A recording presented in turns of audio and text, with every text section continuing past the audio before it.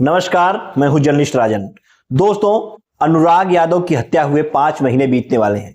30 अक्टूबर को यानी दीपावली के ठीक एक दिन पहले ताइक्वांडो खिलाड़ी अनुराग यादव की गला काट करके सर धड़ से अलग करके जघन्य हत्या कर दी गई। जो आरोपी हैं लालता, लालमोहन, रमेश, ये सभी जौनपुर जेल में बंद हैं, जबकि दरोगा राजेश वो जमानत पर बाहर आ चुका है। हाई कोर्ट से उसे जमानत मिल गई है, लेकिन लालता, लालमोहन और रमेश ये सभी अभी भी जौनपुर जिला कारागार में बंद हैं। हर तरफ से लोग बस यही एक मांग कर रहे हैं कि इन्हें जल्द से जल्द सजा सुनाई जाए और फांसी की सजा और उम्र कैद की सजा कुछ लोगों को हो। रमेश के लिए फांसी की सजा की मांग लोग करते नजर आ रहे हैं। परिवार जो है वो बिखर सा गया है, क्योंकि अनुराग अपने 5 बहनों में इकलौता भाई था और दीपावली के ठीक एक दिन पहले उस घर के चिराग को लालता और रमेश ने बुझा दिया। लालता और रमेश जब बाहर थे तो उन्होंने इस जमीनी विवाद में अनुराग की हत्या कर दी। और अब जो खबर हम आपको बताने जा रहे हैं लालता और रमेश से जुड़ी हुई, उसे सुनकर आप भी निश्चित तौर पे चौंक जाएंगे, क्योंकि न सिर्फ लालता बल्कि रमेश और लालमोहन ये तीनों अब गीता का पाठ करेंगे। जी हाँ, सही सुना आपने, ये तीनों अब गीता पढ़ेंगे। एक बार फिर से मैं आपको बता दूं कि जेल में ही ये तीनों अब गीता का पाठ करेंगे। न सिर्फ इन तीनों को बल्कि सभी बंदियों को आज यथार्थ गीता का वितरण किया गया। आज सभी को एक एक यथार्थ गीता दी गई, ताकि आप गीता को पढ़िए और गीता को पढ़ करके आप अपने अंदर अच्छे संस्कार लाइए, सबक लीजिए और फिर जब जेल से बाहर निकलिए आप सभी लोग, तो किसी तरह की कोई ऐसी घटना जो है समाज में न करिए। आज एक संत द्वारा सत्संग का आयोजन भी जौनपुर कारागार में किया गया। तस्वीरें हम आपको जौनपुर कारागार बाहर की दिखा रहे हैं, जहां पे वह संत भी मौजूद हैं जिनका नाम श्रद्धा बाबा है, और ये पहुंचे हुए थे। इन्होंने आज सत्संग किया, बंदियों को काम, क्रोध और लोभ को लेकर के कथा सुनाई और उन्होंने बताया कि काम, क्रोध और लोभ ही है जो कि आपको अपराध की जगत में लेकर के जाता है। इस दौरान बाबा ने कैदियों से मिलने के बाद उनका कैदियों का कैसा रिएक्शन उनके प्रति रहा। पहले तो बाबा ने बताया कि कैदी सत्संग सुनने को तैयार नहीं थे, कुछ नाखुश थे, लेकिन जब उन्होंने सत्संग सुनाया तो उसके बाद कैदियों ने शपथ भी ली कि हम शपथ लेते हैं कि हम यहां से निकलेंगे तो सुधर कर निकलेंगे, क्योंकि जेल जो होती है वो सुधार गृह उसे कहा जाता है। तो अब आज जो है तकरीबन 500 यथार्थ गीता का वितरण जो है वो जौनपुर कारागार में सभी बंदियों को किया गया, बंदी रक्षकों को दिया गया, और सबको दे करके बाबा ने सबसे यही निवेदन किया कि आप सभी इस यथार्थ गीता का पाठ करिए यहाँ पे रहते हुए, और जब बाहर निकलिए तो एक अच्छे मनुष्य बन करके निकलिए और समाज में फिर किसी तरह से कोई अपराध आप न करिए। आपको बता दें, जौनपुर कारागार में कई ऐसे अपराधी भी बंद हैं जो कि कई जघन्य हत्याओं में शामिल हैं, जैसे लालता, रमेश और लालमोहन भी हैं। अब ये सब भी गीता पढ़ेंगे। तो फिलहाल इन सभी को आज यथार्थ गीता का वितरण तो श्रद्धा बाबा के द्वारा कर दिया गया, लेकिन आप सभी जानते हैं कि गीता में श्री कृष्ण ने कहा है कि मनुष्य को अपने कर्मों का फल खुद भोगना पड़ता है।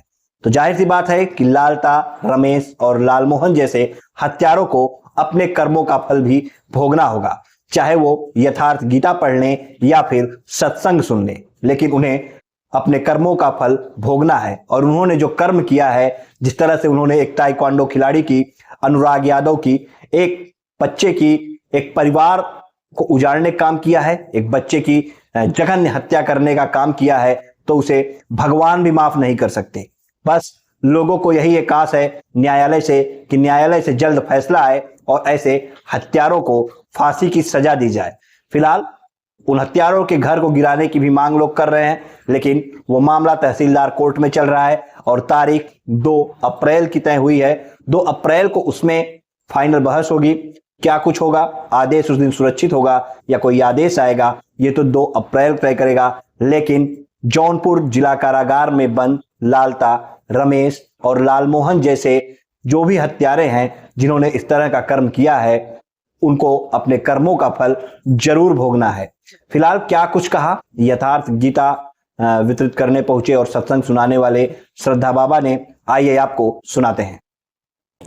जेल का चयन इसलिए किया है कि यहाँ पर जो भी सुधार गृह में बंदी आए हैं, इसका नाम जेल कम सुधार गृह ज़्यादा है हमारे भारतीय संविधान में। तो यहाँ इन लोगों को टाइम ही टाइम है, घर पर नाना तरह का कार्य रहता है। तो ये शांति से जब रहेंगे तो कम से कम भगवान की वाणी, परमात्मा की वाणी, जो हमारे पूज्य गुरुदेव भगवान स्वामी जी ने हिंदी में यथार्थ गीता लिखा है, जो एक शिक्षित और कम भी पढ़ा लिखा अगर उसको पढ़े, यहाँ तक कि नहीं पढ़ा है अगर वो किसी से सुने तो समझ जाएगा। तो इसी क्रम में हमने बिहार के पूरे जेलों में लगभग 4-5 वर्ष में गीता का वितरण कर दिया है। और अभी आपको यूपी में ये 5वां मेरा जेल विजिट है, जिसमें आपको जौनपुर जेल का आज हमने नया वर्ष में, आज हिंदुओं का ये नया वर्ष है, तो प्रथम दिन से ही चैत महीने के आज शैलपुत्री माँ का पूजा भी है। तो हमने सोचा कि इस शुभ कार्य को हम इसी तरह अपने फागुन तक फिर करते रहें, तो इसीलिए हमने जेल का चयन किया कि यहाँ सब लोग सुनेंगे, पढ़ेंगे उसको। तो सत्संग भी मैंने बोला, कैदियों को बताया कि काम और क्रोध और लोभ ये 3 जो हैं अपराध की जननी है। इसी 3 से प्रेरित होकर हर इंसान अपराध करता है, तो कामनाओं से ग्रसित होकर, या क्रोध में या लोभ में। और आप महाराज जी, जो बंदियों से मुलाकात किए तो उनका क्या भाव रहा है, कैसा भाव रहा है यथार्थ गीता को लेकर? हाँ, बंदियों का यथार्थ गीता को लेकर बहुत सुंदर भाव था। और ख़ास तौर से मैं यहाँ के जो जेलर सुपरिटेंडेंट हैं विनय जी और आरबी साहब, उसके बाद और जेलर उप सुपरिटेंडेंट अजय राय जी इत्यादि को भी धन्यवाद करूँगा, क्योंकि ये लोग बड़े शांति से कैदियों को बैठाए। शुरू में तो कैदियों का भाव कुछ अच्छा नहीं रहा, लेकिन जब सत्संग हमने सुनाया उसके बाद सभी कैदियों ने शपथ लिया कि हम यहाँ सुधरने के लिए आए हैं और महाराज जी सुधर करके ही हम लोग जाएंगे। तो वो लोग का भाव बड़ा अच्छा रहा और उन लोगों ने कहा कि हम लोग यहाँ मंदिर भी अंदर प्रांगण में बढ़िया है, वहाँ कीर्तन करेंगे और मंदिर में बैठ करके जब भी समय मिलेगा तो यथार्थ गीता पढ़ेंगे। क्या प्रभाव पड़ेगा उनके ऊपर, कितना प्रभाव पड़ेगा? अब कितना प्रभाव पड़ेगा ये तो उनका गुण स्वभाव जानेगा, लेकिन अगर मान के चलिए कि हमने 500 कैदियों को यथार्थ गीता दी, उसमें से 50 ही अगर प्रभावित हो गए तो मेरा आना यहाँ पर सफल हो जाएगा। वैसे तो हमारा काम है, संत का काम है कि लोगों को उपदेश करना। अब मान के चलिए आपके जो व्यूअर हैं, आप अच्छी खबर दिखाते हैं, अब क्या प्रभाव पड़ता है नहीं प्रभाव पड़ता है तो उन पर डिपेंड करता है। आपका काम है कि खबर को दिखाना, तो लेकिन अगर प्रभाव पड़ा तो अच्छा रहेगा। आपका परिचय महाराज जी? हमारा परिचय यही है कि हमारे गुरु महाराज सक्तेशगढ़ श्री परमहंस आश्रम है, वहाँ पर हैं, और उनके आदेशानुसार हम श्री परमहंस आश्रम पटना में भी रहते हैं। बाकी अपना सत्संग वगैरह और ये गीता वितरण यहीं हम लोग का जो गुरु महाराज ने सेवा दिया है, जब भी कहीं समय मिलता है बाहर निकलते हैं तो अपना करते हैं। बाकी आश्रम में रह के भजन चिंतन यही हम लोग का कार्य है। श्रद्धा बाबा मेरा महाराज नाम जी, हुआ। आपने काफ़ी समय से ये यथार्थ गीता बांट रहे हैं, लगभग कितना समय हो गया होगा? और लगभग 20 साल से हम लोग पहले तो सेवा में थे। जी। जब सेवा पूर्ण हो गई तो बाहर जब निकले तो जहाँ भी हम लोग जाते हैं, क्योंकि ये मानव मात्र का धर्मशास्त्र जी। है और प्रत्येक मानव को गीता हिंदू मुसलमान सिख ईसाई इत्यादि में भेद नहीं करती, इसके यहाँ जात पात नहीं है, इसलिए सभी को। और आपको आश्चर्य होगा कि जब शिवपुर सेंट्रल जेल में मैंने गीता बांटा था तो वहाँ पर करीब 200 मुसलमान कैदी भी सुने और उन लोगों ने लिया उर्दू भाषा। तो 20 साल से लगभग हम ये यथार्थ गीता जहाँ भी जाते हैं। अब इसके बाद नेक्स्ट मेरा कार्यक्रम अयोध्या जेल में हो चुका है अगले महीना में, तो इसी तरह से अपना इसी एक देशाटन भी हो गया और जिससे मिले अपना गीता बांट दिए, तो दोनों काम हो यहाँ गया। भी कोई ऐसे मुस्लिम जो बंदी थे उन्होंने गीता ली या तो भेष से नहीं लग रहे थे, लेकिन हमें लगा कि 2-4 बैठे हुए, उन लोगों ने भी लिया। अब तक कितनी गीता बांटी हुई है? हमारे गुरु महाराज के द्वारा ये फ्री बांटी जाती है, लगभग करोड़ों प्रति हमारे स्वामी जी ने। हमारे बगल में विनय दुबे जी हैं, इनके भाई साहब हैं जो हमारे ट्रस्ट के प्रमुख अधिकारी हैं। तो हम लोग न छपवाते हैं न कुछ, स्वामी जी छपवाते हैं और स्वामी जी से हम लोग मांगते हैं, महाराज देते हैं और वह बांटते हैं। आगे लक्ष्य क्या है महाराज जी? आगे लक्ष्य जब तक जिंदा रहना है, हरि के गुण गाना है, कोई सुधरे चाहे न सुधरे, हमको सुधरना है।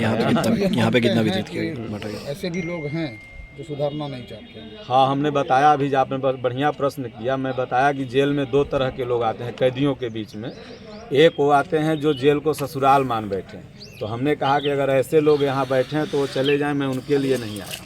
मैं उनके लिए आया हूँ जो भूल चूक से या किसी के द्वारा फंसा दिए गए या मान लीजिए अपराध ही करके आ गए हों तो वो सुधरना चाहते हों, तो उनके लिए मैं आया हूँ। तो सबों ने हाथ उठाया कि नहीं, हम लोग ससुराल नहीं मानते हैं महाराज जी, हम लोग सुधरने के लिए बैठे हैं। तो कितना वितरित किया गया है महाराज? 500 प्रति 5 स्टाफ को और उसके बाद क्या नाम है वो बंदी को मिला के। और ये राजेश जी हैं, इधर आ जाओ। बढ़िया से ये 1 महीना से लगे थे, पूरा परमिशन वगैरह इन्होंने लिया, सेवा किया और हर जगह ये गीता बांटते हैं।